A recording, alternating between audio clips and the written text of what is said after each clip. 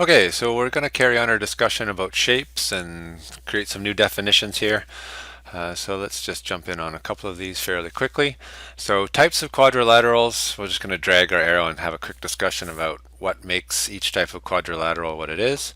So if I grab a parallelogram is this guy right here. And what makes a parallelogram is it has two sets, and you'll notice there's a slight distinction. It's two sets of parallel lines. Okay, there's some other cases that'll help. You'll find that the opposite sides are also equal in length, but the key piece is it has two sets of parallel lines. Okay, that's the big one for a parallelogram. A trapezoid. Okay, a trapezoid is this shape right here. Okay, and it has one set of parallel lines on the top and bottom. Okay, and those two other sides can do a whole bunch of funky things. So a trapezoid has one set of parallel lines. A rectangle, and we should be very familiar with a rectangle. That's this one down here. It has two sets of parallel lines as well. So it is actually a form of a parallelogram. But it has some other things. It also has a 90-degree angle in it. Okay, so a rectangle has two sets of parallel lines, plus it's got a 90-degree angle, and it has one other condition: all four sides aren't equal, okay, which is going to take us to our definition of a square. But we'll get to that in a second. A rhombus. Okay, so a rhombus is this guy right here, and it has two sets of parallel lines. Okay, so it starts off like a parallelogram, but it also has the condition that all sides are equal, and it has no 90-degree angle in it. Okay, and I'm not going to be able to write all of that in there, but you can back this video up and jot that down if you need to. A square is this guy right here, and a square has parallel lines. It has all sides equal, and it has a 90-degree angle. Okay, so a square is one of the shapes that has the most specifics about it. It has two sets of parallel lines, all sides equal, and 90 degrees. And then lastly, our kite has this guy up here. Our kite has no parallel lines. Okay, so it's a four-sided figure with no parallel lines. These guys are normally equal.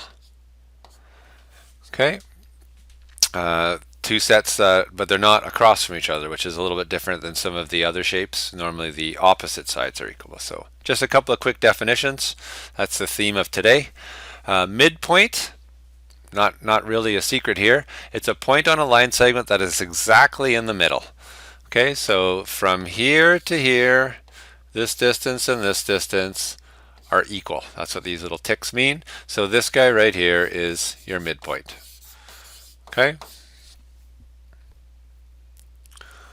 Mid-segments. Okay, so a mid-segment is when you connect midpoints on each side of a polygon. So you'll notice this is a midpoint here, a midpoint here.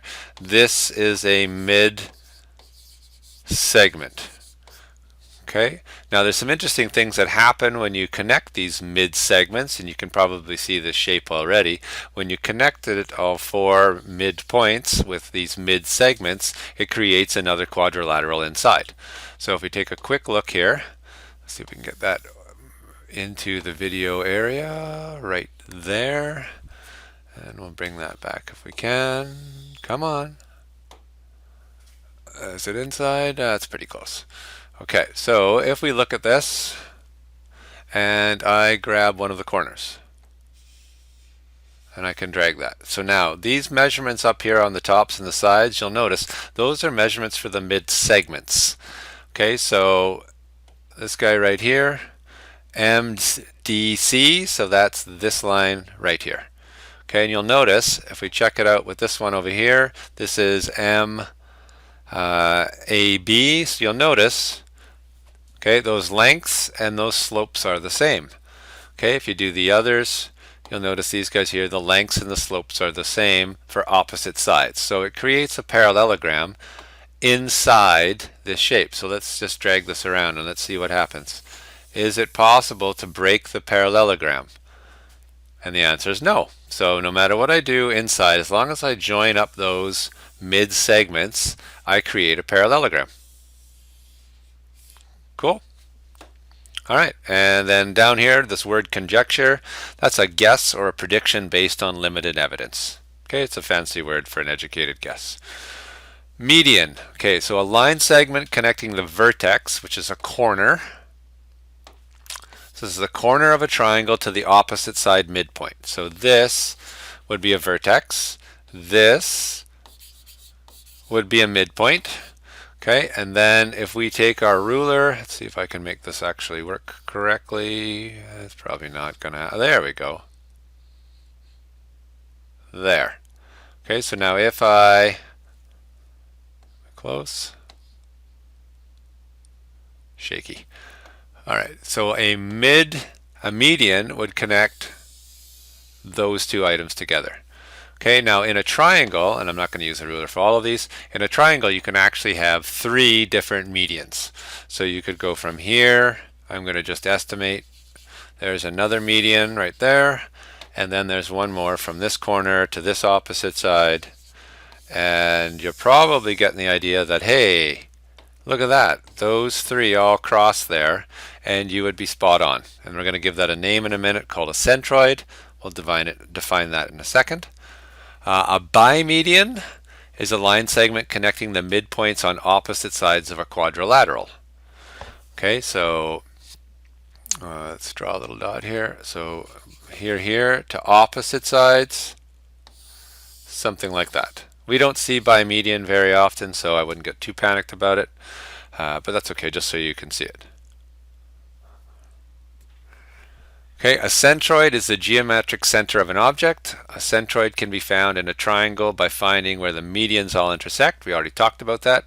A centroid in a quadrilateral can be found where the bimedians intersect. So from a physics science standpoint, that's our center of mass or center of gravity. So you can try this at home if you like. You can cut out a little piece of paper. If you create the medians from here to here,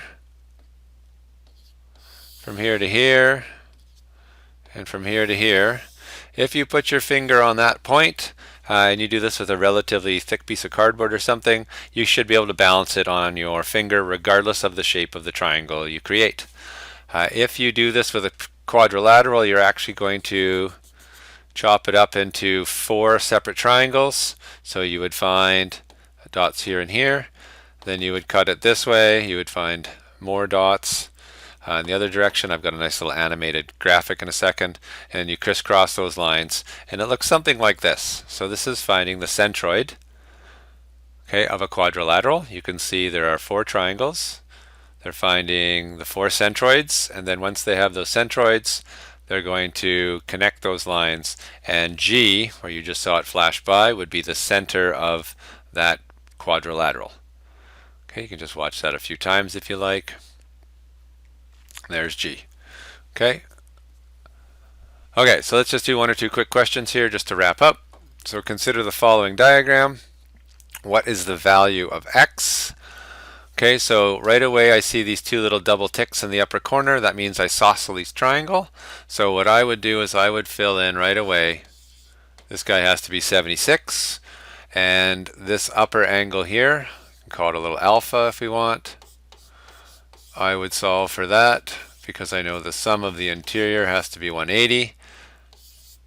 Come on, there we are. And then this is 152.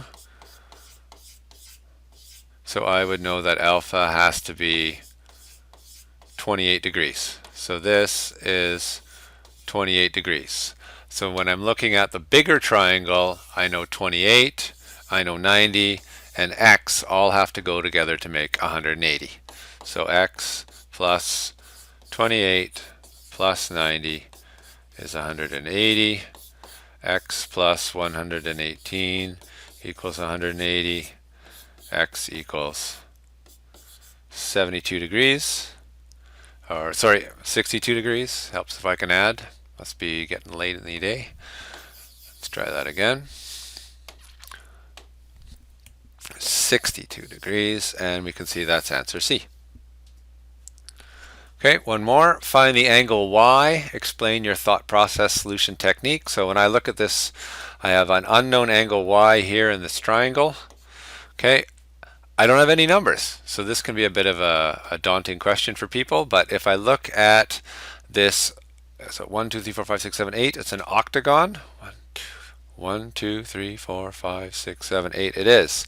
Okay, now I may not be able to remember the sum of the interior angles of an octagon, so I might just take 2 seconds and chop this up. Okay, so if I count that up, there are 6 triangles inside there. They all have 180 degrees. So the inside angles, the sum of them for the octagon is 1080. There are 8 angles inside the octagon. So if I take those 1080 and I divide them up, I get 135 degrees, okay, is what each angle is inside that triangle. So I'm just going to clear that up so we can see. So each one of these is 135 degrees. Okay, well if that's 135 degrees, I can see a supplementary angle case down here. So we could call this alpha if we like. So alpha plus 135 equals 180. So alpha would have to be 45 degrees. And then I might also notice there's 2 ticks there indicating that this is an isosceles triangle. So if this is 45 on this side, this has to be 45 on this side, which means to get the value of y, I can add all of those together and sum it to 180. So y plus 90 equals 180, and we would see that y equals 90 degrees. Cool. Okay, so you can see your task. That's it for today. Thanks for tuning in.